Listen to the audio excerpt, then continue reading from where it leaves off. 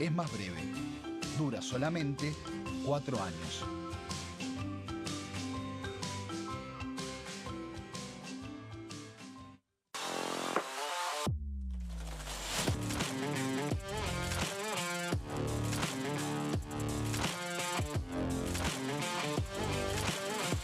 Orden del día, de lunes a viernes, 11 horas.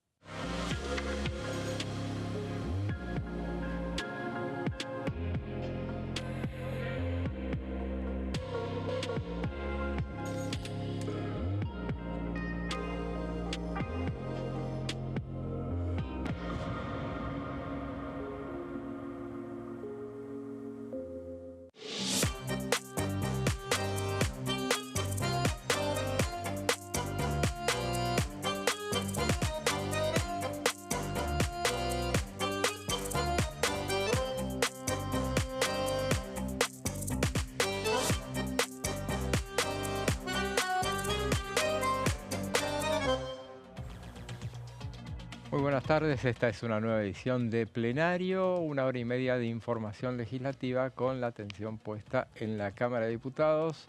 El país sufre una ola de frío, bueno, estamos en invierno obviamente, esta ciudad en particular hay mucho frío, pero bueno, donde está calentándose el ambiente es en el Congreso de la Nación. Bueno, justamente de cara en la medida que se va reanudando la actividad que bueno, había menguado los últimos días y bueno, se iniciarán durante esta jornada, habrá a partir de las 4 reuniones de comisiones, habrá una visita de representantes del Hospital Garrahan que estarán exponiendo en la Comisión de Familia. Esa no será la única actividad, habrá más. Mañana, como decíamos, va a estar presente, se va a desarrollar la reunión de la Comisión Investigadora por Libra y también habrá mucha actividad en otras comisiones. Pero bueno, el dato saliente de esta jornada fue el veto presidencial impuesto en la emergencia la emergencia por inundaciones en Bahía Blanca. Bueno, ya ahí sí se han ido calentando los espíritus porque bueno, hay bastante repercusión negativa de parte de la oposición. Y bueno, iremos explicando bueno, un poco las razones con las que justificó el gobierno este veto presidencial, que es el tercero que se aplica, y bueno, los argumentos de la oposición para criticar esta medida que veremos si se sostiene después en el recinto. Bueno, primero vamos a los títulos y después nos metemos de lleno en el programa.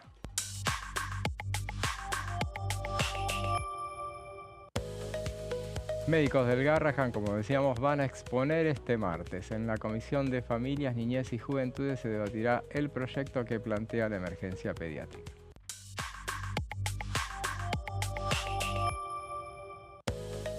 Creación del programa Pancitas Llenas. La propuesta fue encabezada por el diputado Pablo Juliano y avalado por la oposición.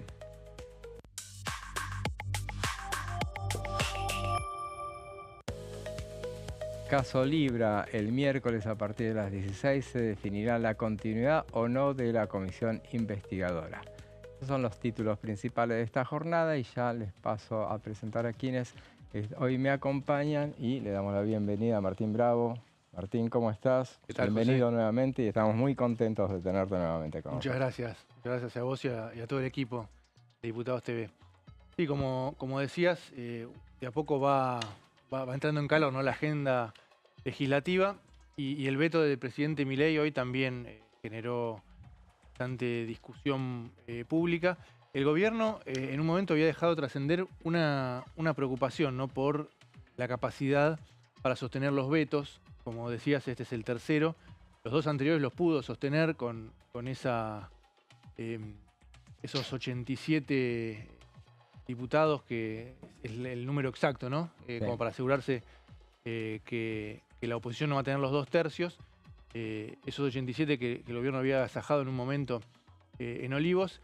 Ahora, con el escenario electoral, ¿no?, con esta etapa que arranca de elecciones con los ruidos en la relación entre la Libertad de Avanza y el PRO, el gobierno reconoció, privado, ¿no? Puertas adentro, que no estaba tan confiado de poder sostener vetos. Hablaban los funcionarios en el caso de jubilaciones y emergencia para discapacidad. Hay que ver en el caso de Bahía Blanca, hay que ver si la oposición también impulsa, ¿no? Insistir con el tema.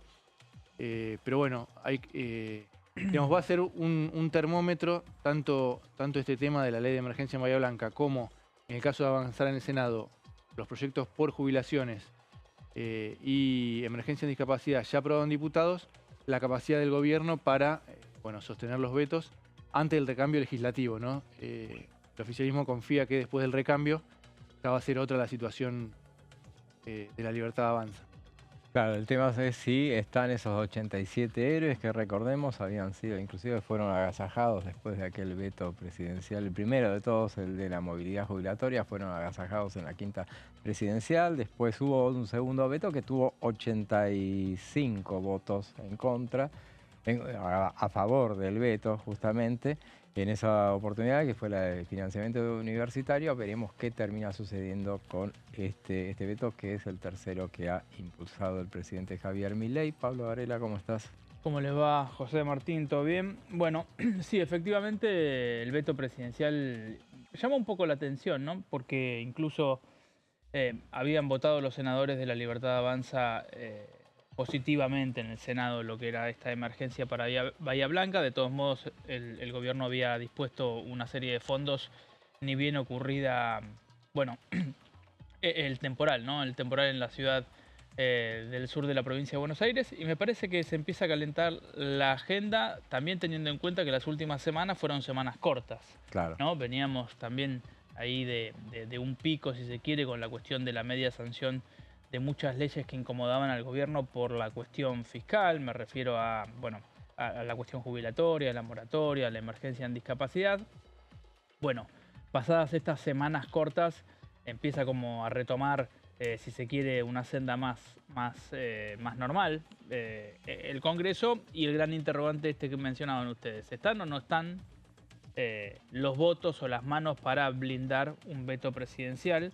Ayer hubo una reunión de gobernadores en donde también dieron una señal para discutir lo que tiene que ver con fondos, puntualmente ICL, que es el impuesto a los combustibles líquidos, pero que me parece que algún interrogante empieza a aparecer, a asomar. Es verdad, es año electoral, por supuesto que eso hace que las cosas sean de idas distintas y que los gobernadores midan los tiempos, pero habrá que ver si tiene o no efectivamente el oficialismo las manos para ratificar el veto. Así es, y bueno, el decreto en cuestión del que estamos hablando fue el decreto 238/25, que tiene que ver, decreta la emergencia por inundaciones en la provincia de Buenos Aires, particularmente en la ciudad de Bahía Blanca y alrededores. Eso tenía establecía 200.000 millones de pesos, exención de impuestos por 180 días, con la posibilidad de extenderlo a un plazo similar. Y bueno, el argumento utilizado en el decreto dice, por ejemplo, de las medidas de asistencia que han sido implementadas han sido ya en un 85,43% han sido satisfechas ya, en cuanto a que se habían otorgado esos 200.000 millones, buena parte el 85% ya se había otorgado como el suplemento único para la reconstrucción sur. Ese es el nombre, y ya habían sido recibidos personalmente por habitantes de la ciudad de La Plata, de Bahía Blanca. Recordemos que cuando se anunció, se votó, esto fue lo último que se votó en la sesión del 4 de junio. Se votó allá por las 2:30 de la mañana. Era lo que se estaba votando, era lo que había vuelto del Senado, con modificaciones totalmente, porque se había aprobado en diputados otro proyecto. En el Senado se terminó aprobando el proyecto de Juliana Di Tulio, Maximiliano Abad, Guado de Pedro, los senadores por la provincia de Buenos Aires, que lo cambiaron el proyecto, pero en líneas generales tenía más o menos argumentos similares, vuelve a diputados para no extender más el debate, no rechazaron las modificaciones, aprobaron todo. Y bueno, finalmente, después de votar, el resultado fue 153 votos a favor y 32 en contra. Los 32 fueron de La Libertad Avanza, que llevó a Nadia Márquez, la diputada, a hablar sobre el final justamente después de la votación y explicó, para que conste en actas, decía, para que conste en la versión taquigráfica, que la postura de ellos era que, bueno, lo mismo que dijo el decreto, que querían evitar la duplicación de recursos, que más del 80% se había entregado ya a los habitantes de La Plata y que, bueno, esa era la medida por la cual tomaban semejante decisión y por eso habían votado en contra, lo cual anticipaba lo que podía llegar a suceder, este veto total que aplicó el presidente Milei. Sí, va a ser clave las ausencias, ¿no? Ahí marcabas 150 y pico, que no son unos 20 diputados menos que los 2/3 a favor del proyecto, 30 y pico en contra, cuenta, ¿no? Menos que los necesarios para tener 1/3, pero tenés una gran cantidad de abstenciones y ausencias. Claro. Que justamente también debe tener en parte que ver con el año electoral. Sabemos que cuando un diputado prefiere, digamos, no dejar registro, ¿no?, de su voto en un tema tan sensible, jubilados, discapacidad, bueno, en este caso emergencia por inundaciones, sobre todo tal vez los de la provincia de Buenos Aires, ¿no?, que después saben que en la campaña se les puede volver en contra, eligen ausentarse, ¿no? Claro. Después, bueno, hay que ver, en el caso de una insistencia, van a trabajar seguramente los dos espacios, oficialismo y oposición, sobre esos diputados. Así es, y bueno, veremos entonces qué es lo que termina sucediendo con este veto en cuestión. ¿Vos querías decir algo? Sí, no, sí, básicamente me parece el dato es ese, o más que el dato es, la pregunta es, en términos políticos, si efectivamente estarán o no, y me parece que los gobernadores son la clave en un año electoral, donde dieron algunas pequeñas... En Casa Rosada obviamente desestiman, ¿no?, cualquier señal que puedan dar los gobernadores, como bueno, están negociando, están presionando, es un año electoral. Pero bueno, veremos qué pasa, porque si efectivamente la recaudación les empieza a caer y empieza a haber otras alarmas, bueno, por ahí puede derivar en un vínculo distinto entre la Casa Rosada y los gobernadores. Dicho sea de paso, hoy más temprano también hubo reunión. Se puso en marcha el Consejo de Mayo.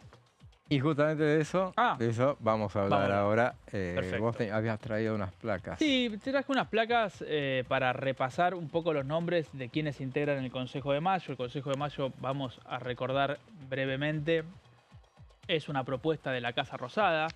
La idea es que haya representantes de distintos sectores y de distintos actores para poder trazar una hoja de ruta y para poder plantear lo que tiene que ver con políticas a mediano plazo. Lo que llamó un poco la atención fue la demora, porque la propuesta del Consejo de Mayo, acá estamos viendo la foto, ¿sí?, hoy inaugural, ahí en la cabecera vemos a Guillermo Francos, que obviamente es el jefe de gabinete de ministros. Ese es, para quien no lo sabe, se llama Salón de los Escudos. Es un salón que está en la planta baja ahí sí se ven, si miran con detalle las paredes, ahí, bueno, están los escudos de las provincias y está en lo que es habitualmente el Ministerio del Interior, pero como Francos, al ser nombrado jefe de gabinete, no se mudó al primer piso de la Casa Rosada, está ahí.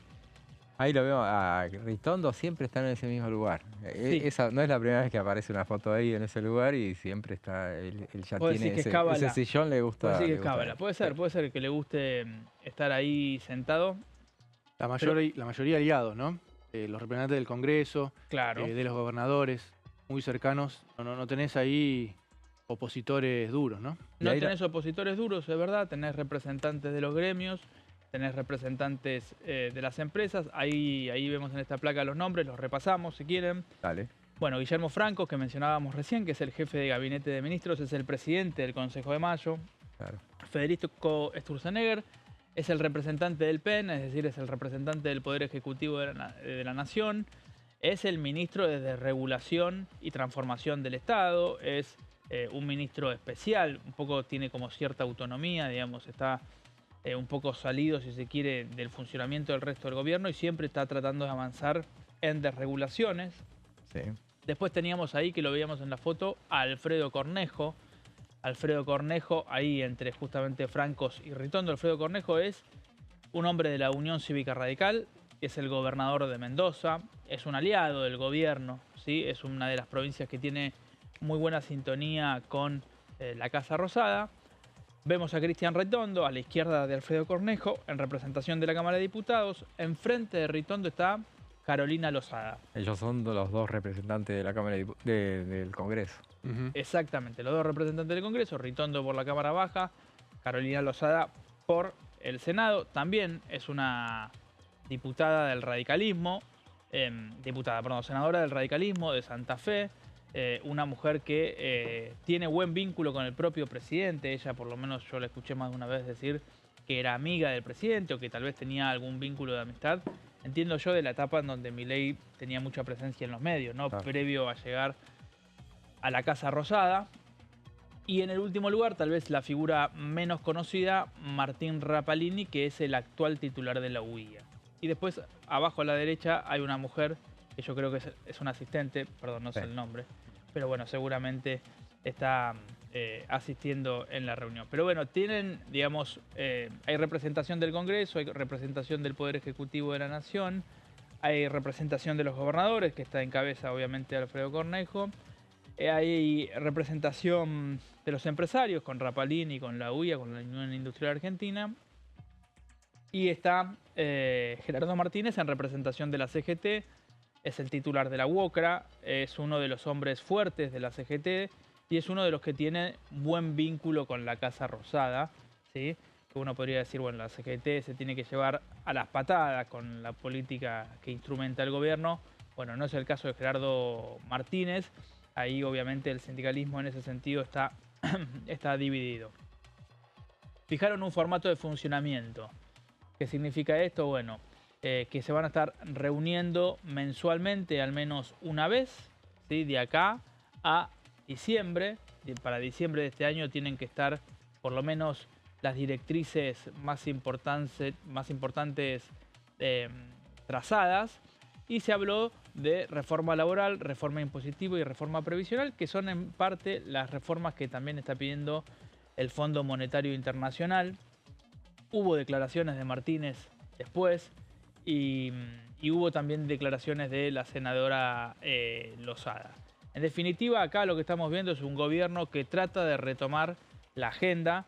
Veníamos de varias semanas, no solo que estaba acotada por los días feriados y demás las semanas, sino que además veníamos con mucha centralidad de Cristina Kirchner, ¿sí? De la líder del peronismo, de la expresidenta que tuvo su condena ratificada por la Corte Suprema de Justicia, y un gobierno que obviamente tiene sus verticales, sus ejes puestos en economía y seguridad. Bueno, venía de este traspié, si se quiere, que eran la media sanción de un montón de leyes que podían ser o podían tener impacto fiscal. Me parece que el gobierno trata de reactivar esta mesa pensando en que aún en una muy buena performance electoral en octubre, el año que viene no va a tener un Congreso favorable, va a tener que seguir trabajando consensos y que para eso es importante tener buen diálogo con algunos sectores de la oposición en diputados, con algunos sectores de la oposición en el Senado y obviamente también con gobernadores, y empezar a generar una masa crítica en una serie de reformas que van a quedar para el año que viene, pero que además están pedidas y solicitadas por el Fondo Monetario Internacional, con quien el gobierno viene teniendo un muy buen vínculo, ¿sí? De hecho, se le extendió el plazo para lo que tenía que ver con la acumulación de reservas, el límite. Bueno, logró un desembolso muy importante. Así que me parece que el gobierno trata de aceitar nuevamente, ¿sí? De poner nuevamente la maquinaria política un poco en funcionamiento, teniendo en cuenta esto. Siempre está concentrado en la economía y en lo electoral. Bueno, estaba faltando tal vez una pata más de diálogo legislativo y de diálogo con los gobernadores. No, es un poco una idea de mostrar consensos en un momento en el cual un poco se desalineó la tropa, y es un poco lo que veníamos diciendo al principio, todo tiene que ver con todo, y es un poco lo que tiene que ver con, bueno, la defensa de los vetos, por ejemplo, de si estas dudas que comenzaron a surgir en el propio seno del gobierno respecto de si tienen ese tercio que había llegado a conseguir en 2 oportunidades consecutivas el año pasado. Bueno, si está, por ejemplo, para defender los vetos que empezó a aplicar. Ya se pensaba, en realidad se esperaba que vinieran los vetos con lo que va a ser inexorable, que son las leyes que aprobó también el Congreso, la Cámara de Diputados en esa última sesión, que fueron esas 3 leyes que pasaron al Senado, que tienen que ver con con la reforma previsional y con cuestiones previsionales, en realidad, no necesariamente la reforma. Y la tercera es Discapacidad. Discapacidad. Exactamente. Entonces, por lo menos 2 de esas van a ser aprobadas seguramente en el Senado. El tema es cuándo serán aprobadas. Exactamente, porque lo que estábamos diciendo es que En comisión la tiene más complicada la oposición, ¿no? Claro. Entonces pretende ir al recinto con 2 tercios si los consigue, como para avanzar. Pero sí, pareciera que es una cuestión de tiempo, ¿no? Sí. Claro. Por eso estas muestras de dar, bueno, hacia afuera, dar señales de, bueno, nosotros tenemos todavía alineada a los sectores amigables. Porque uno se preguntaba hoy, justamente, a partir de esto, que también no imagino, con este veto en particular, demasiadas tempestades para con el gobierno, porque de alguna manera tiene los argumentos en cuanto a decir, bueno, la parte de la plata, en realidad, esa parte ya la dimos. O sea, claro, no tiene sentido, entonces tienen argumentos como para sostenerlo. Lo que pasa es que uno mira cuántos lo votaron y bueno, hay mucho voto. Acá, reitero, hubo 153 votos a favor. 153. Contra 32 solamente. Y había un... 19 menos que los 2 tercios. Sí, y había un tuit de Juliana Di Tulio respondiéndole a Adorni, que es o por lo menos claro, yo lo vi por primera vez con un tuit de Adorni. Había 62 o 63 votos afirmativos en Senado, 0 claro, negativos. Claro, por eso vos decías que lo habían votado, La Libertad Avanza claro, también lo votó. Porque claro, después de ellos dirían, bueno, pero en ese momento no estaba tan claro la asistencia, decís. Claro, la asistencia, bueno, ahora tenemos los datos y es el 85,algo% que sí ya se pagó, o sea que en realidad ahí está el argumento, que fue lo que dijo Nadia Márquez durante la sesión, el 4 claro, de junio. Repasemos un poco lo que fueron las votaciones respecto de los vetos. Fue movilidad jubilatoria, tuvo 153 votos a favor. Siempre está ese número, que es muy alto a favor, pero no es suficiente. Recordemos, tiene que haber 172. Y eso es kirchnerismo, izquierda, claro, con eso ya algún llega. Sector del radicalismo.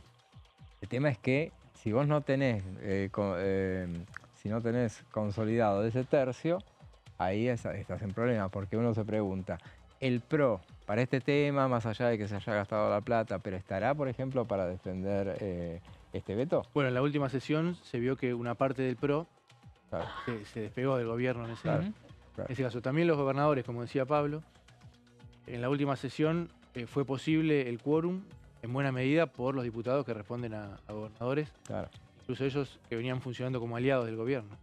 Son los que tienen las llaves de las 2 cámaras. En el caso de financiamiento universitario, otro tema que quieren volver a insistir próximamente, de hecho la semana que viene, tuvo el veto, tuvo 159 a favor de la ley y 85 a favor del veto. Hubo 5 abstenciones en esa oportunidad, o sea, por lo menos el tercio estaba consolidado. Veremos ahora si eso sigue vigente. Eso se verá más adelante, todavía no hay... En la Casa Rosada justamente lo pusieron en duda, ¿no? Claro. Dijeron, esta vez nos va a costar más. Tenemos las elecciones ahí, ¿no? Es más difícil. Cuando estemos en tema electoral ya se complica. Vamos a un breve corte y después seguimos con más plenario.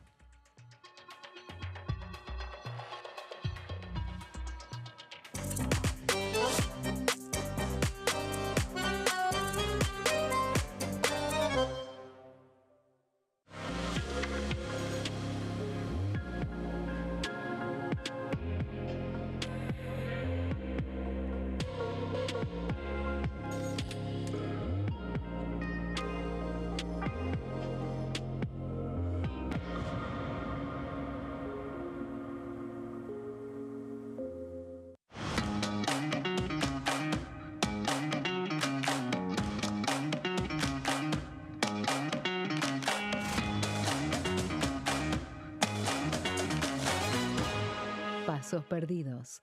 De lunes a viernes, 16:30 horas. Elecciones legislativas 2025. Lo que necesitas saber.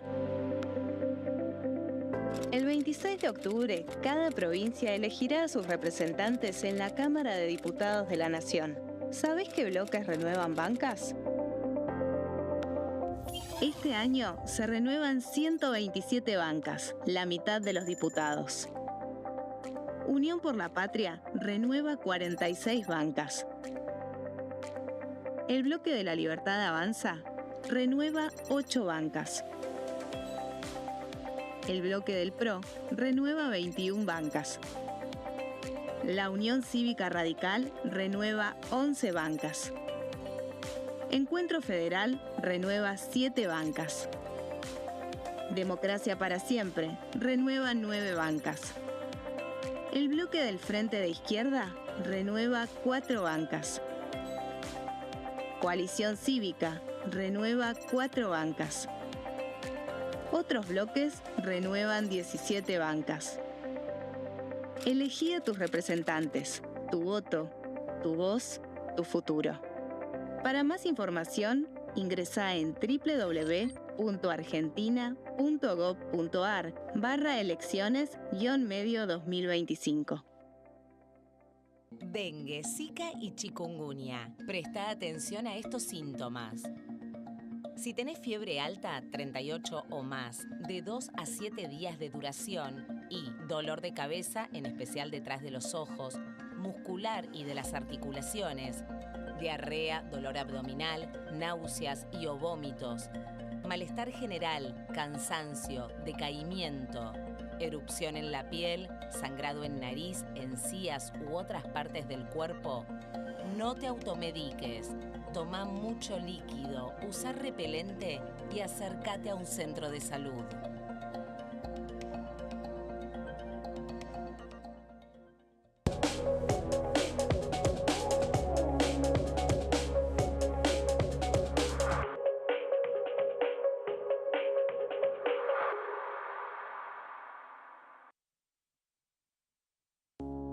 Las sesiones son el espacio donde los diputados debaten proyectos de ley para su aprobación, modificación o desaprobación. En una misma sesión se pueden tratar varios proyectos de ley. Desde el 1 de marzo, cuando el presidente las inaugura, se desarrolla el periodo de sesiones ordinarias. Entre el 1 de diciembre y el 28 de febrero se extiende el periodo de sesiones extraordinarias que solo pueden ser realizadas a pedido del presidente de la Nación. En el recinto, el bloque oficialista se dispone a la derecha del presidente de la Cámara, el bloque opositor mayoritario a la izquierda y en el centro los bloques con menos cantidad de integrantes. En el tratamiento, en general, los diputados tienen 7 minutos y los jefes de bloque entre 20 y 12 minutos conforme al número de legisladores que representen. La sesión es dirigida por el presidente de la Cámara de Diputados, que administra el uso de la palabra y las distintas instancias del funcionamiento. A la izquierda del presidente está el secretario administrativo, a la derecha el secretario parlamentario y debajo de él están los taquígrafos, que registran cada uno de los testimonios.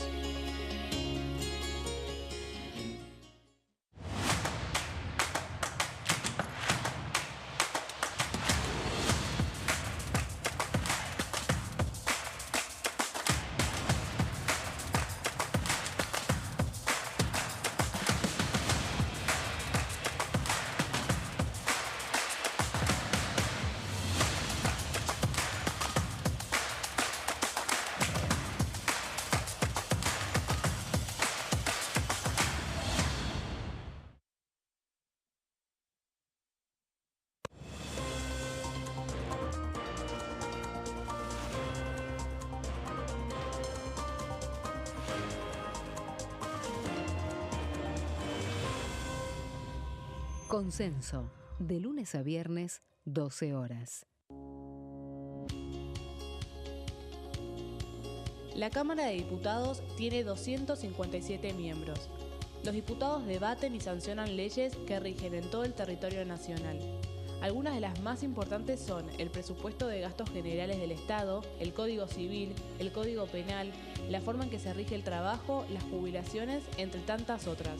Además, controla y hace un seguimiento de las políticas del Poder Ejecutivo a través de la visita de diferentes funcionarios o el pedido de informes, así como la posibilidad de realizar juicios políticos a los funcionarios. La duración de los mandatos de los diputados es de 4 años y pueden ser reelegidos indefinidamente.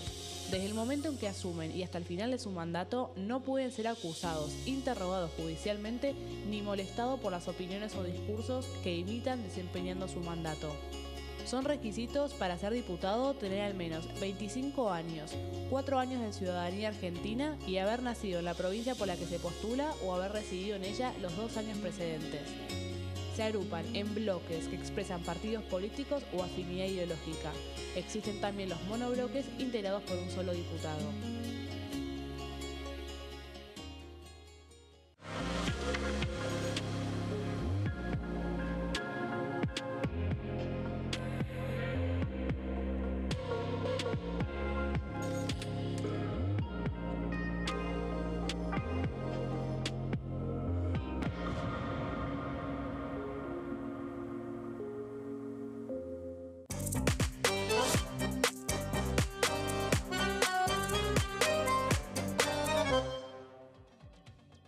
Segundo bloque de plenario. Decíamos que hoy vuelven las sesiones de los martes y a partir de las 4 está prevista la Comisión de Familia que, como decíamos al principio, va a recibir, entre otras cosas, va a recibir a una comitiva de médicos del Garrahan que, bueno, van a hablar sobre la emergencia sanitaria y paralelamente se va a reunir la Comisión Bicameral de Defensor de los Derechos de las niñas, niños y adolescentes y están en los prolegómenos de la elección de un nuevo defensor de los niños.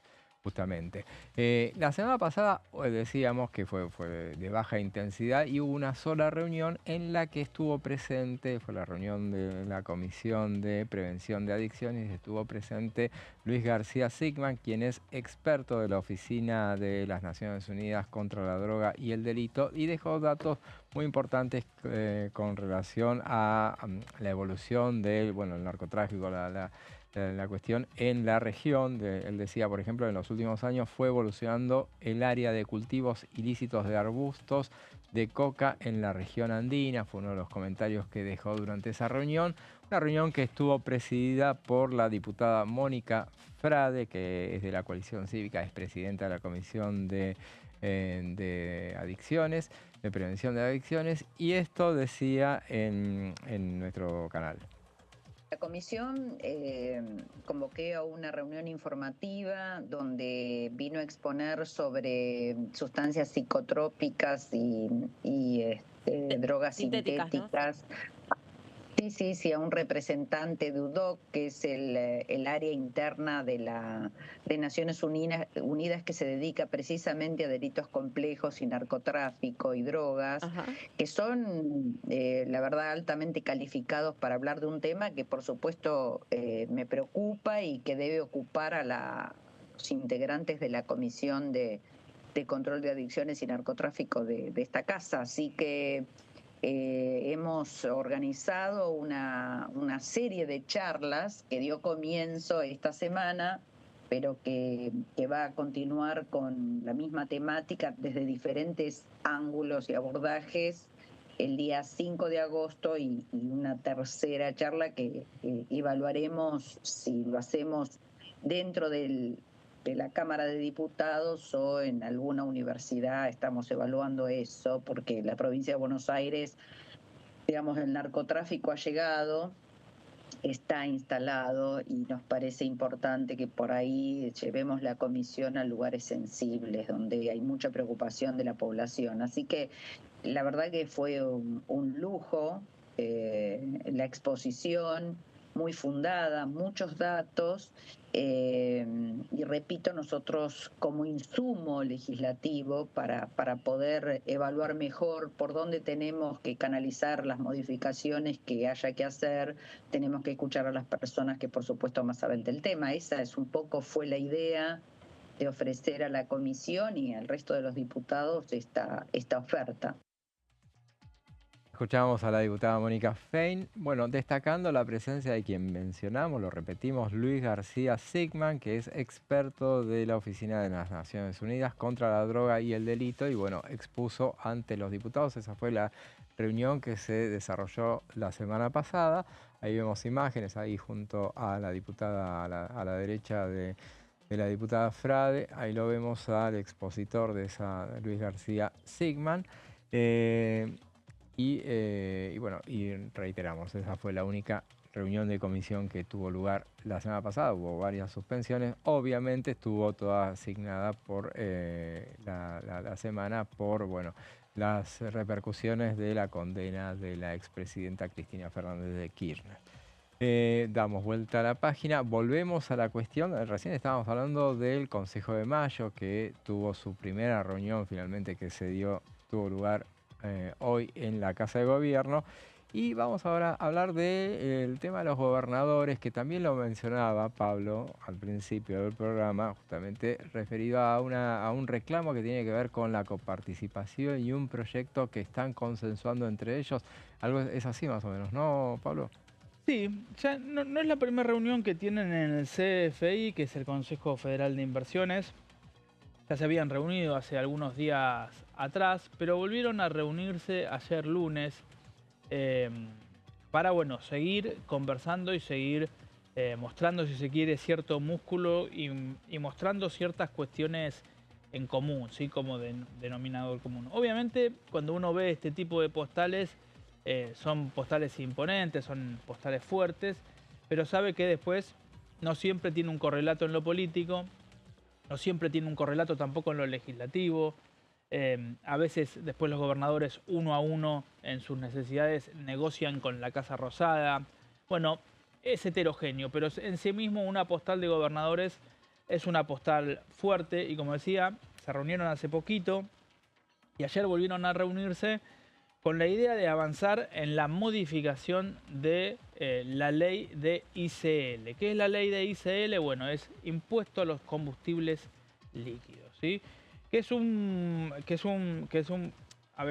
impuesto que obviamente se cobra cuando se carga nafta, ¿no? Se puede ver deducida a veces ahí o discriminada, digamos, en el ticket, y que tiene distintos destinos. Hacer obras, por ejemplo, ¿no? Vialidad Nacional. Vialidad Nacional, por ejemplo, se financia parcialmente con lo que se recauda del ICL. De hecho, los trabajadores de Vialidad Nacional han puesto el grito en el cielo durante esta gestión en más de una ocasión porque dicen que no están recibiendo los fondos que les corresponde por el ICL. Pero en esta reunión lo que propusieron los gobernadores reunidos ayer en el CFI fue un proyecto para eliminar los fondos fiduciarios que se financian con el ICL. ¿Qué significan los fondos fiduciarios?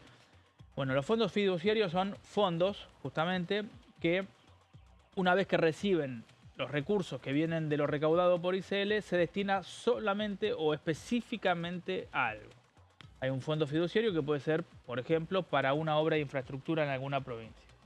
Por ejemplo, para alguna cuestión que tenga que ver con algo específico. Bueno, ¿qué proponen los gobernadores? Que se elimine, ¿sí?, esos fondos fiduciarios porque los atan de alguna manera, en el sentido de esa plata le queda al gobierno nacional y si el gobierno nacional no se la transfiere a los fondos fiduciarios y ese fondo fiduciario no se ejecuta, no tienen ningún beneficio ellos. Por lo tanto, lo que dicen es, eliminemos directamente los fondos fiduciarios. De lo recaudado, veamos cómo lo repartimos, pero eliminemos los fondos fiduciarios que lo que hacen es atar hacia dónde va el recurso. Atar o fijar el destino del recurso.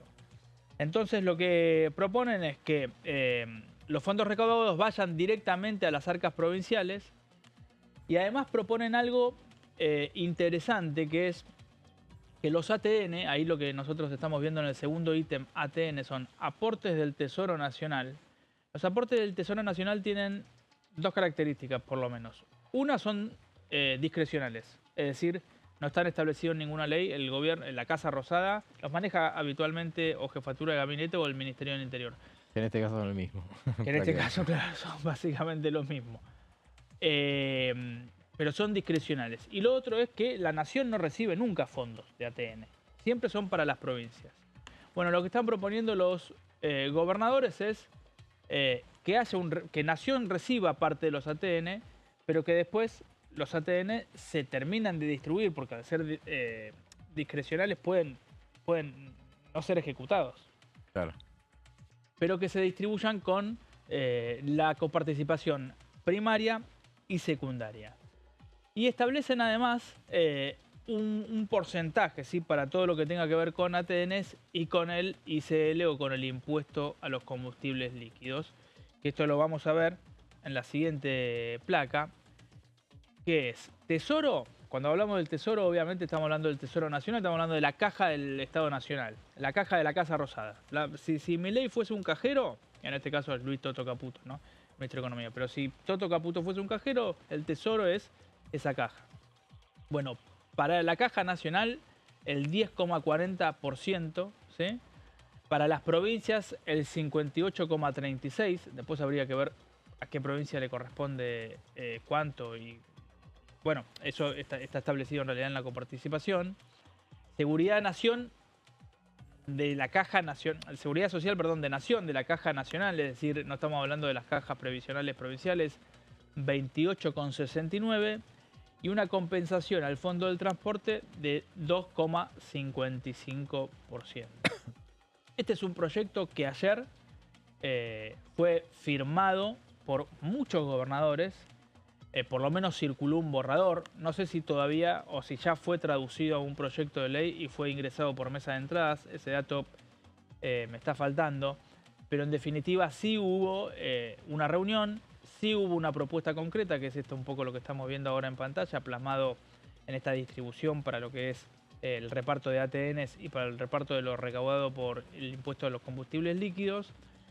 Y obviamente una nueva amenaza o un nuevo interrogante para la Casa Rosada. Veníamos en el bloque anterior hablando de, bueno, qué pasa con los gobernadores, qué pasa con un eventual veto, qué pasa con la relación con los mandatarios provinciales, que son la llave para que el gobierno tenga acomodado, alineado los planetas en el Congreso. ¿Qué pasa? Que además, obviamente, la Casa Rosada en muchos casos compite con los gobernadores electoralmente en las provincias. Bueno, entonces este es un nuevo signo de interrogación, se suma un signo de interrogación a ese vínculo de la Casa Rosada con los mandatarios que ayer, de vuelta, mostraron ya no solamente una postal o fortaleza, sino que además tienen en concreto un proyecto de ley para modificar un impuesto.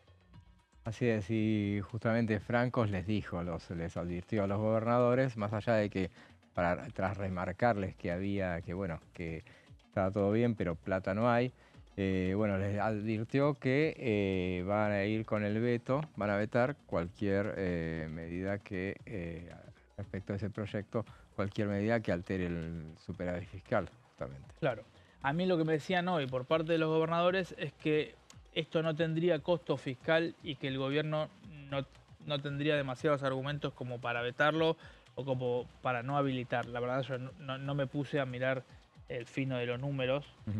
Obviamente es un argumento político y se entiende qué van a decir los gobernadores para decir esto que estoy yo diciendo, y del otro lado qué va a decir el gobierno. Esto que dijo Franco, que José está diciendo que dijo el jefe de gabinete. Yo creo que el gobierno no quiere que le marquen la agenda, que le modifiquen. Obviamente. Y que además si vos recaudás un impuesto en un contexto en el que vos querés mantener el superávit y que tal vez esos fondos que recaudás por ICL no los ejecutás o los guardás o los pisás o lo que sea, no veo que el gobierno tenga muchas ganas de habilitar una discusión como esta que acabamos de mencionar. Claro. Veremos, el tema es mucha discusión por la cuestión de la obra pública y quien habló del tema obra pública fue el diputado Carlos Castañeto, que estuvo en la bancada y esto decía. Una cosa es que el Estado se quiere achicar, perfecto. Que quería tener un Estado más inteligente, vamos a suponer, está bien. Ahora, parar todo como ha parado este gobierno y comerse toda la plata como se la ha comido, digo, como te dije la última vez, los 23.000 millones de dólares de blanqueo, más los 20.000 millones del Fondo Monetario, más 8.000 millones del Banco Mundial Interamericano de Desarrollo. y están rifando dólares a 24, 48 horas. Ahora el Banco Macro arregló para que al fin de año el gobierno le deposite dólares en el exterior. Digo, ¿qué están haciendo? Digo, sinceramente, es todo financiero. No hay una obra pública, está todo parado. Digo, cuesta mucho recuperar después todo el mal que está haciendo este gobierno, porque realmente le está haciendo un mal al país, porque no puede ser que no haya obra pública. Vos agarrás la Ruta 12, está toda rota. Vas ahí a Bahía Blanca, está todo roto, no hay mantenimiento de ruta. Hay responsabilidades nacionales, provinciales y municipales. Las rutas nacionales las tiene que mantener el gobierno nacional. Las provincias, yo he hablado con varios gobernadores, el otro día hubo una reunión en el CFI y están pidiendo una reunión con el jefe de gabinete, porque no hay ninguna provincia que se autosustente. Si no le mandan los fondos de coparticipación y vos seguís cargando... Son automáticos los fondos de coparticipación, se mandan. Sí, lo automático, pero el resto no. Entonces, las provincias que se hicieron cargo del fondo de incentivo docente, del subsidio a transporte y de un montón de fondos de coparticipación que no están llegando. Entonces, yo tengo que ir a verte a vos, el jefe de gabinete, o al ministro del Interior, a ver si te da una ATN. Entonces, si yo soy amigo tuyo o simpatizo con vos, me das. Si no simpatizo con vos, no me das. Entonces yo creo, las provincias, al bajar la actividad económica, al abrir la importación sin tener tasas, ni pagar ni IVA ni ganancia en un montón de productos, de la canasta básica o otros productos, porque lo vamos a llenar de productos importados, donde ahora con todo lo que está pasando en Medio Oriente y todo, no sé qué va a hacer Trump con Estados Unidos, pero al subir los aranceles, después lo bajó, pero los productos de chino y todo van a venir toda la Argentina. Vamos a volver a todo por $1, va a ser todo por 1.000 pesos.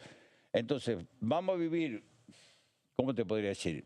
Un veranito mentiroso, porque no es el mismo verano de los 90, porque los salarios eran muy superior, o los salarios están muy bajos, vamos a vivir un veranito, pero ¿qué te pasa? Te cierra la pequeña y mediana empresa, o como te di el ejemplo otra vez, cuando yo ejercía la profesión independiente, uno fabricaba guantes de todo tipo.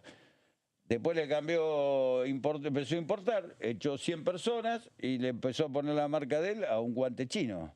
Entonces esa economía no va. Si nosotros no aumentamos la productividad, no le ponemos valor agregado a la producción, porque todo es una cadena.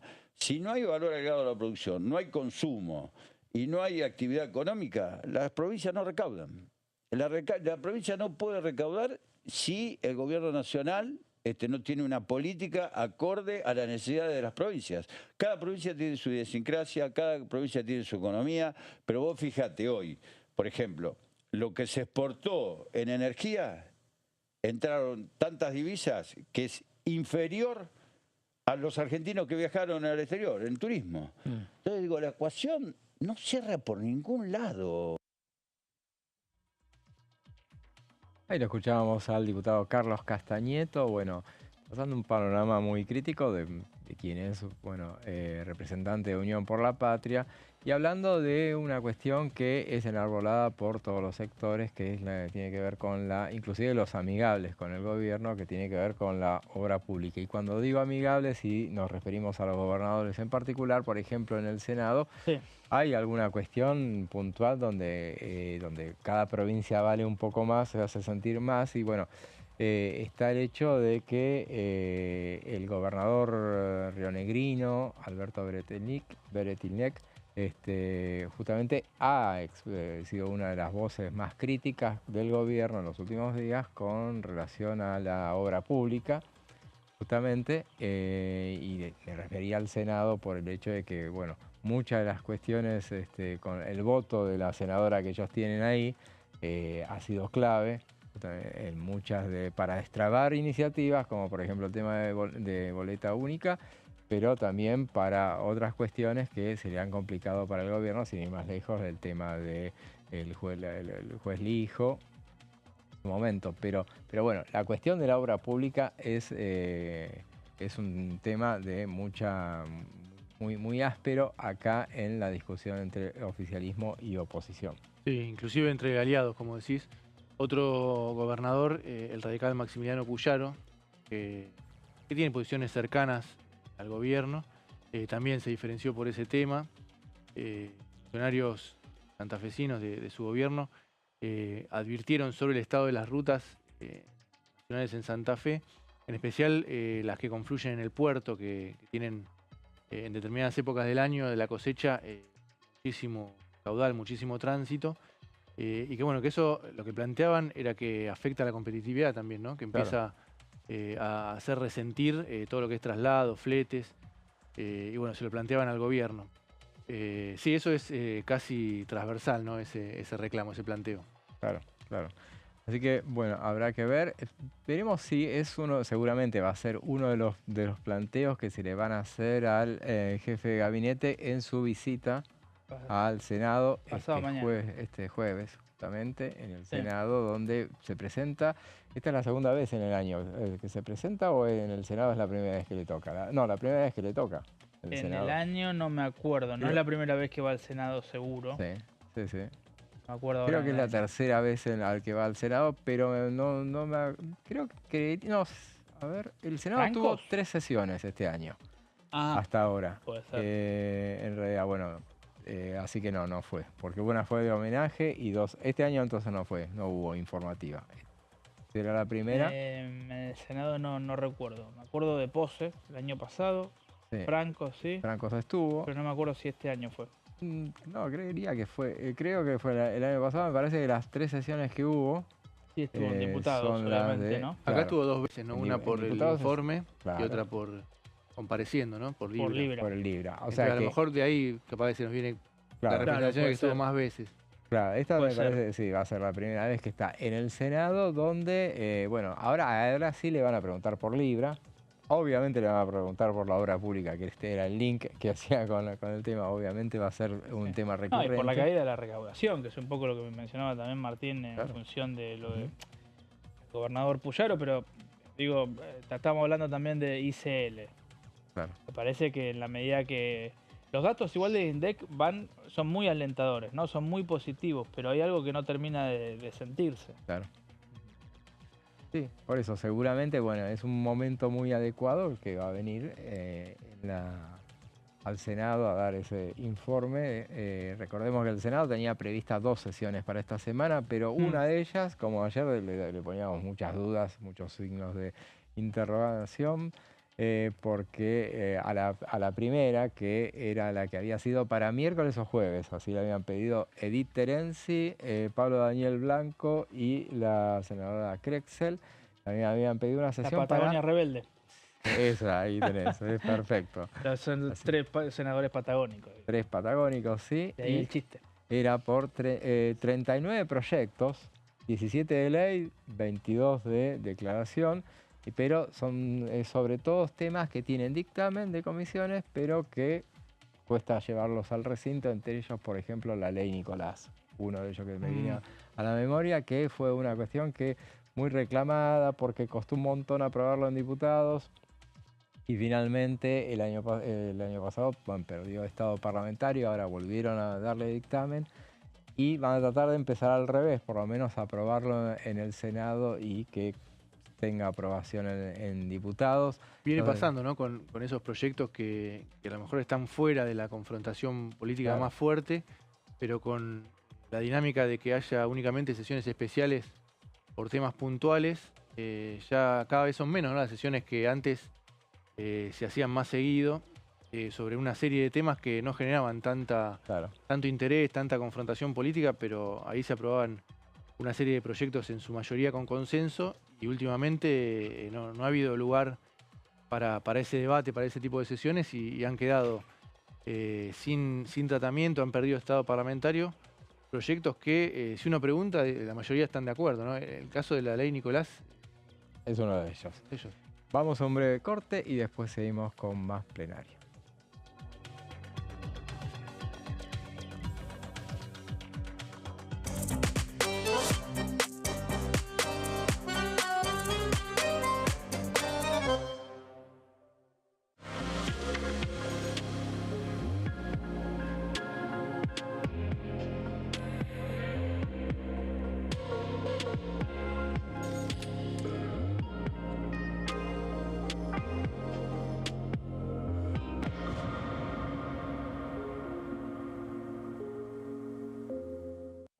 Elecciones legislativas 2025. Lo que necesitas saber. El 26 de octubre, cada provincia elegirá a sus representantes en la Cámara de Diputados de la Nación. ¿Sabés qué bloques renuevan bancas? Este año se renuevan 127 bancas, la mitad de los diputados. Unión por la Patria renueva 46 bancas. El Bloque de la Libertad Avanza renueva 8 bancas. El Bloque del PRO renueva 21 bancas. La Unión Cívica Radical renueva 11 bancas. Encuentro Federal renueva 7 bancas. Democracia para Siempre renueva 9 bancas. El Bloque del Frente de Izquierda renueva 4 bancas. Coalición Cívica renueva 4 bancas. Otros bloques renuevan 17 bancas. Elegí a tus representantes, tu voto, tu voz, tu futuro. Para más información, ingresá en www.argentina.gov.ar/elecciones-medio 2025.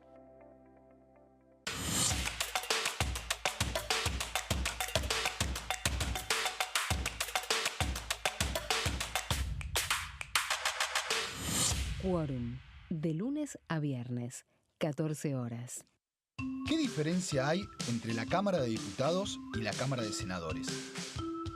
La Cámara de Diputados representa al pueblo de la nación argentina. Esto significa que las provincias más grandes y con mayor cantidad de habitantes tienen muchos más diputados que las provincias más pequeñas. La manera de establecer las cantidades es proporcional.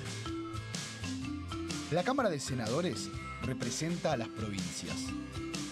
Cada provincia envía 3 senadores al Congreso Nacional. El total de senadores es 72, dado que las provincias argentinas son 24. Este es un número fijo. Por ejemplo, la provincia de Buenos Aires cuenta con 70 diputados nacionales y la provincia de Tierra del Fuego con 5. Pero tanto la provincia de Buenos Aires como la de Tierra del Fuego cuentan con 3 representantes cada una en el Senado de la Nación. Cada 2 años, el Congreso Nacional renueva la mitad de sus diputados y 1/3 de sus senadores nacionales. El mandato de los senadores es de 6 años, mientras que el de los diputados es más breve, dura solamente 4 años.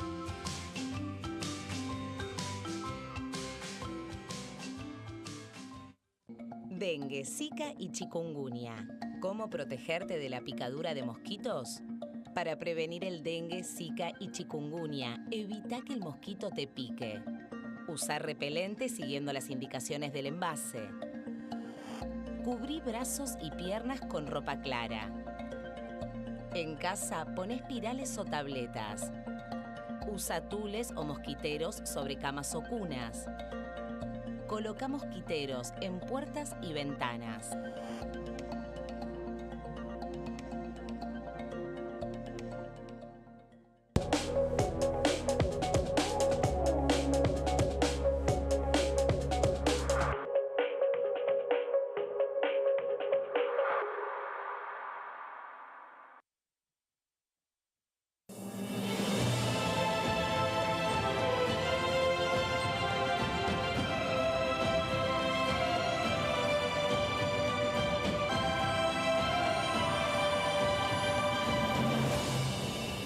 La bancada, de lunes a viernes, 13 horas.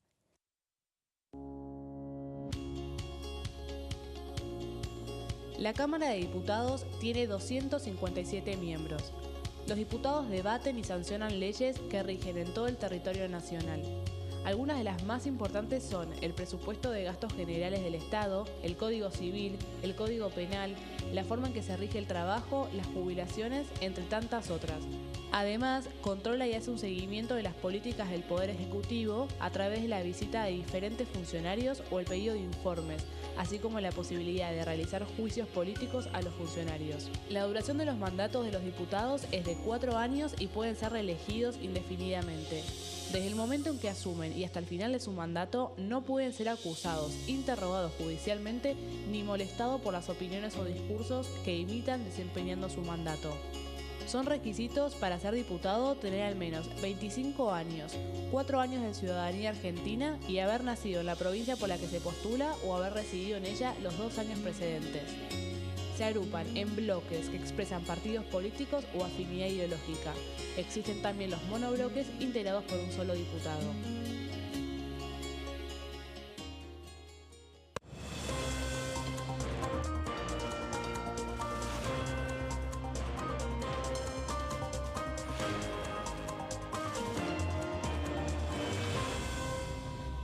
Consenso, de lunes a viernes, 12 horas.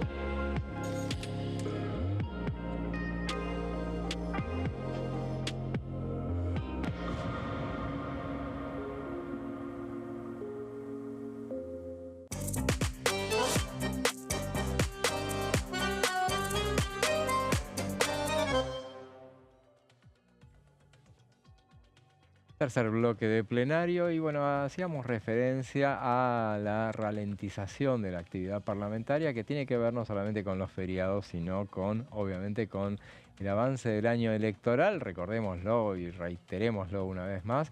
Los años electorales repercuten claramente en la caja de resonancia de la política, como es el Congreso de la Nación. Y bueno, bastante actividad hay para ser un año electoral, muchos dirían, pero en cualquier momento se va a ir interrumpiendo. Y a propósito de eso, vamos a hacer un repaso con Martín referido a cuántos bloques, cuántos diputados renueva cada bloque en la actualidad, ¿no es así? Así es, José. Eso nos va a permitir tener un panorama de cómo puede ser el próximo Congreso. El oficialismo está mirando especialmente a ver si puede ser más ordenado el panorama en la Cámara. Sabemos que hay una fragmentación importante, lo decía Martín Menem, el presidente de la Cámara, cuando lo consultaron por las dificultades para designar a los representantes del AGN, ¿no? Por la Cámara, que llevan bastante tiempo sin ocupar sus lugares. Él decía, bueno, era un sistema pensado para un bipartidismo, ahora tengo un montón de bloques, es difícil. Es cierto, ese panorama en parte puede cambiar, porque hay varios diputados que tienen monobloques que van a poner en juego sus bancas, pero también el propio radicalismo, ¿no? Antes era peronismo y radicalismo, ahora el propio radicalismo, recién hacíamos un repaso y está dividido en 4. Hay diputados radicales en 4 bloques distintos. Eso, bueno, salvo que haya un reacomodamiento, una unificación, eso no se va a resolver. Detallalo, por más ¿cuáles son los elección 4? que haya. Está el original, digamos, en el que estaban en principio todos, que es Unión Cívica Radical, ¿no? El nombre oficial. El que preside Claro, el que conduce de Loredo. Después hubo un primer desprendimiento que fue Democracia para Siempre, referenciado en Facundo Manes, presidido por el diputado Pablo Juliano. Después también Mario Barletta armó su monobloque y después el último fue Liga del Interior, con diputados los llamados diputados peluca, ¿no? Los más cercanos al gobierno. Pero vamos a ir repasando bloque por bloque cuántos renuevan. Tenemos primero Unión por la Patria por cantidad de integrantes, 47 de 98, un poco menos de la mitad. Recordemos, se renuevan los diputados que ingresaron en el 2021. No fue una buena elección para el peronismo. Fue la elección intermedia de Alberto Fernández. Así que tiene la expectativa, más allá de las dificultades por las que atraviesa el peronismo, este cimbronazo de la detención de Cristina Kirchner, ver cómo se reacomoda. Pero es una elección, una meta alcanzable, según dicen. La Libertad Avanza, por supuesto, tiene un programa mucho más favorable. De todas maneras, de los 39 renuevan 8. Uno a veces tenía la idea de que eran menos, ¿no? Porque dice, bueno, entraron Javier Milei, Victoria Villarruel, José Luis Esper, pero en realidad se fueron sumando. Claro. Acá tengo la lista, claro, de otros espacios, y por eso llegan al número de 8. ¿Píparo? Tenemos, claro, Carolina Píparo, tenemos al mendocino Martínez, tenemos los reemplazantes de Milei y Villarruel, tenemos a Alberto Arancibia, que es el reemplazante de Claudio Poggi, en San Luis, que también está en el bloque, él entró en 2021, María Fernanda Araujo, Nicolás Ema, tenemos a José Luis Esper, como decíamos, Carolina Píparo, como decía Pablo, Florencia Cripauca, que se incorporó al bloque, Álvaro Martínez, el mendocino, y Carlos Zapata, el salteño, son los que renuevan. Así que, de todas maneras, la Libertad Avanza va a tener un avance muy significativo, por más elección que haya, mejor o menor, va a tener crecimiento importante. El PRO la tiene más complicada. El PRO renueva 21, bastante más de la mitad, 21 de 35, y como sabemos va a tener dificultades para colocar referentes en sus listas, en el caso de que haya acuerdo con la Libertad Avanza, como por ejemplo en la provincia de Buenos Aires, pareciera que sí, pero no van a tener tantos lugares, y bueno, en otras provincias habrá que ver. Comparte votos con la Libertad Avanza, pero la Libertad Avanza, que tiene ahora más intención de voto, no quiere compartir lugares. Claro. Le hace valer, más después del resultado en Capital, ¿no? En el bastión del PRO, que relegó al PRO al tercer lugar. Eso es como que marcó un poco las condiciones que va a haber en las negociaciones. Algunos diputados del PRO que renuevan, que se le vence el mandato ahora: Sabrina Ahmechet, Héctor Baldassi, Alejandro Finocchiaro, Fernando Iglesias, Luciano Laspina, Gerardo Milman, Laura Rodríguez Machado, Diego Santilli y María Eugenia Vidal. De los nombres más nombres de peso. Resonantes, sí. Déjame acotar una cosita, Martín, que a las 4, como decíamos, va a ser la reunión de la Comisión de Familia, que va a recibir, entre otras cosas, va a atender la situación del Hospital Garrahan, y nosotros la vamos a transmitir, así que en cualquier momento, cuando arranque, nosotros nos vamos a dejarle el espacio a la comisión. Cuando tengamos el aviso, cortamos. Por si en cualquier momento nos avisan, y tiene prioridad, obviamente, la difusión. Seguro. No nombramos a los diputados, algunos diputados de Unión por la Patria que se le vence el mandato, que son Daniel Arroyo, estuvo antes en el canal, Pablo Carro, Carolina Gailar, Daniel Goyán, Carlos Heller, Ricardo Herrera, Mónica Litza, Mónica Macha, Gisela Marciota, Sergio Palazzo. Bueno, hay varios nombres también de peso, ¿no? Vanessa Siley, Hugo Yasky, Agustina Propato. Son también nombres que van a intentar muchos estar en las listas como para renovar. Encuentro Federal tiene la lapicera ahí. Claro, hay una discusión muy fuerte en el peronismo, ¿no? A ver quién en este caso va a tener la lapicera, ¿no? En provincia de Buenos Aires, sobre todo, si es el gobernador. Está Cristina Kirchner también, que va a mantener, por supuesto, su influencia a través de Máximo, Sergio Massa, Juan Grabois. Bueno, ahí hay varios que quieren tener, si no es el fibrón, aunque sea algún lapicito para meter, ¿no? Sus nombres. Encuentro Federal, casi la mitad. También son nombres importantes. Bueno, casi todo Encuentro Federal tienen protagonismo parlamentario. Oscar Agos Carreño, Natalia de la Sota, Mónica Fein, Ignacio García Aresca, Emilio Monzó, Florencio Randazzo y Margarita Stolbizer. Son nombres importantes. Hay que ver cómo ellos, por lo general, van por el medio, ¿no? Por la avenida del medio, que muchas veces se hace callecita. Pero bueno, hay en algunas provincias, sobre todo, van a tener expectativas. Córdoba, ¿no? Hay que ver si arman en provincia de Buenos Aires. Seguimos con el siguiente. Otro bloque complicado, muy complicado, es el radicalismo. Bueno, justamente, posiblemente también tenga que ver con esta crisis que hacíamos referencia y que genera la división. Es eso, ¿no? A ver cómo pueden colarse en algunas listas. Entonces, bueno, algunos van para un lado, otros para el otro. El bloque presidido por De Loredo renueva 11 de sus 14 integrantes. Tiene una situación bastante difícil. Democracia para Siempre también, una gran mayoría, 9 de 12.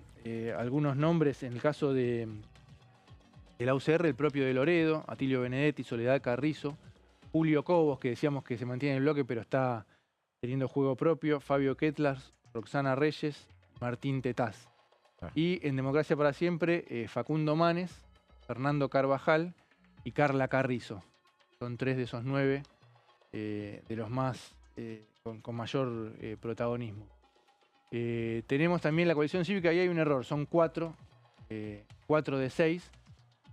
Juan Manuel López, Marcela Campagnoli y Victoria Borrego. Está viendo también cómo arma su estrategia la coalición cívica. En algunos distritos, tanto como el radicalismo, piensan en mantener un esquema similar a lo que era Juntos por el Cambio. En otras provincias no tanto, cada uno hace su juego. Coalición cívica en la capital, en la ciudad, fue por su cuenta, no le fue bien, no consiguió ingresar legisladores, lo mismo el radicalismo. Así que hay que ver cómo se articula lo que era Juntos por el Cambio, que también tiene una crisis importante. Liga del Interior son estos radicales, la mayoría que hacemos referencia, más cercanos al gobierno, la mitad renuevan, 3 de 6. Son Martín Arjol, el misionero, Pablo Servi, el neuquino, y Francisco Monti, de Catamarca. Tenemos a Independencia, son 2 de 3. El bloque aliado firme al gobierno hasta hace un tiempo, ¿no? Ahora dio algunas muestras de independencia justamente. Venía siendo muy aliado al gobierno, son los tucumanos que responden a Osvaldo Jaldo. Hay que ver ahí cómo se configura el escenario electoral en esa provincia, porque bueno, está el peronismo por un lado, el peronismo más opositor al gobierno, está Jaldo, está la Libertad Avanza y está lo que quedó de Juntos por el Cambio, ¿no? Radicales, PRO.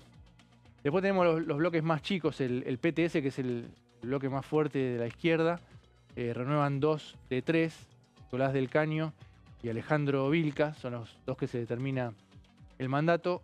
El bloque del MID va a seguir, funciona como aliado más allá de algunas diferencias, ¿no? Algunos ruidos que hubo con el oficialismo, pero ese bloque se va a mantener. Así que no, lo que decimos de la dispersión, en parte puede bajar, pero ahí también tenemos que por Santa Cruz va a quedar uno de los 2 diputados, así que ese bloque también se va a mantener. Al que se le vence el mandato es a Sergio Acevedo. Producción y Trabajo de San Juan, lo mismo. Se le vence a María Moreno. Y Futuro y Libertad, el desprendimiento del PRO, termina el mandato Gabriel Chumpitaz. Estos 3 bloques, posiblemente, salvo que se integren algún otro más grande, van a continuar y hay que ver si quedan como monobloques o si consiguen renovar sus bancas. Y después tenemos, a esto apuntaba Martín Menem con su expectativa de que esté más ordenado, tenemos otros 9 monobloques y a 8 de ellos se les vence el mandato. Si no logran renovar, bueno, por lo menos vamos a tener un panorama después. Hay que ver cómo sigue todo, ¿no? El escenario político, pero se supone que se puede tener un panorama un poco más ordenado de la Cámara. Son Mario Barletta, los monobloques que vencen, Vanina Biasi, de la izquierda, Ricardo Garramuño, el fueguino que asumió hace poco, Osvaldo Giancafilo, del MPN, Ricardo López Murphy, diputado por la ciudad, Roberto Mirabella, estaba Unión por la Patria y se separó, de Santa Fe, Paula Omodeo, de Tucumán, del monobloque Creo, y Vilma Ripoll, de la izquierda, que también asumió hace poco. La única que sigue con un monobloque es Lourdes Arrieta, que tiene mandato hasta 2027. Así que ese es el panorama. Vamos a ver, se puede digamos, tiene argumentos Martín Menem para decir que puede estar un poco más ordenado. Después, por supuesto, depende de la dinámica política y parlamentaria como siga, ¿no? Sí, así es. Vos mencionaste recién a Martín Menem, y bueno, veamos lo que decías a propósito de lo que mencionabas en la AmCham. Lo veo muy difícil, por lo que te dije recién y por lo que estás señalando. Está muy fragmentado, es muy difícil empezar una sesión en la Cámara de Diputados hoy. Necesitas por lo menos 129 diputados y hoy el bloque más grande tiene 98 y viene perdiendo, con lo cual la suma de acuerdos se torna muy difícil. Y para nosotros, gobierno, arrancamos con 39 diputados. Eso nos hace que estemos a 90 diputados más para tener quórum. Y después, una vez conseguido el quórum y que empieza la sesión, tener la mitad más uno de los miembros presentes, y si es alguna ley especial requiere la mayoría absoluta, requiere los 129. Con bueno, lo cual, pero hay que convencerlos, ¿o no? Hay que convencerlos, va a ser un año complejo para grandes reformas, este no va a ser el año.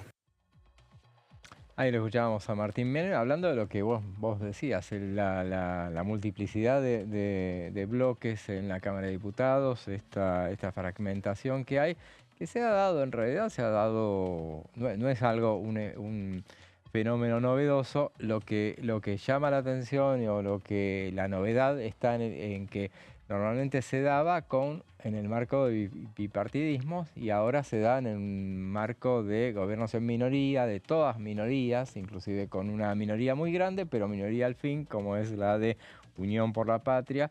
Pero después, bueno, siempre existieron los bloques ahí que muy chiquititos o monobloques. Se hablaba, por supuesto, del barrio chino, históricamente, justamente, que son esos bloques que no responden a nadie puntualmente. Acá se da la muy importante influencia de los gobernadores también, que tienen a sus propios diputados. Más se da en ese caso en el Senado, donde los senadores responden a las provincias y bueno, eso es más notorio porque bueno, ahí están todas las provincias en igualdad de condiciones, porque todas las provincias tienen tres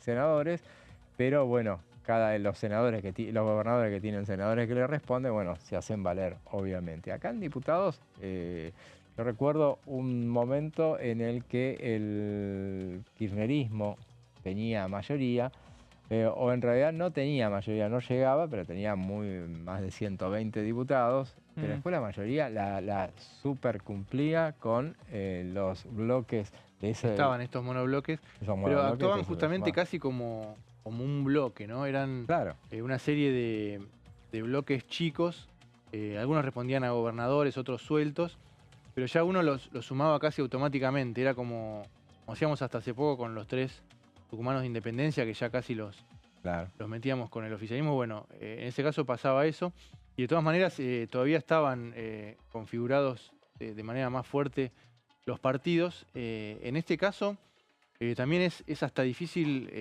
negociar. Uno dice, bueno, ¿el oficialismo con quién negocia? No tiene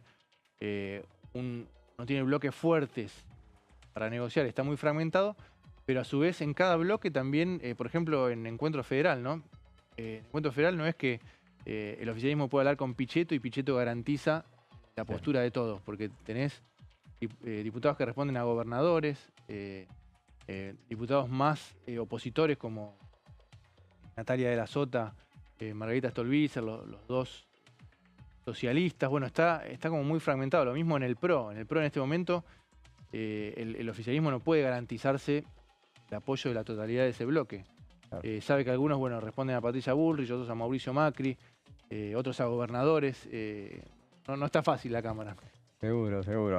Y bueno, a propósito del PRO, días pasados circuló la versión de que se avecinaba una fractura dentro del bloque.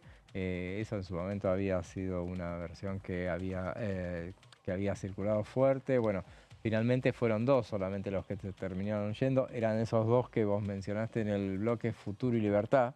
Que uno de ellos se le vence el mandato, que es Chumpitaz. Claro, Chumpitaz y Razzini. y que de alguna manera, si bien ellos surgieron, se presentaron en sociedad como una suerte de bancada dispuesta a defender los intereses de Santa Fe, pero bueno, están dispuestos a operar una especie de isla donde puedan llegar a desembarcar aquellos que se vayan del PRO sin intenciones de irse directamente a La Libertad Avanza e irse a este bloque donde puedan funcionar muy en sintonía con el oficialismo. Pero bueno, eso quedó en versión. Dicen que sería antes de las elecciones, veremos si termina Se veía un poco reflejado en la votación última, ¿no? Con muchos apoyando el aumento jubilatorio, con otros no. Bueno, claro. se dispersó el PRO, digamos. Venía bastante bien defendiendo o acompañando al gobierno, pero bueno, en esa última, muy obviamente influenciado por la derrota de la ciudad de Buenos Aires. Muy ¿Podemos tomar asiento? Vamos a conectarnos Señores, señoras, diputados, diputadas, tenemos el número reglamentario para empezar la comisión. Si podemos guardar silencio y tomar asiento los diputados.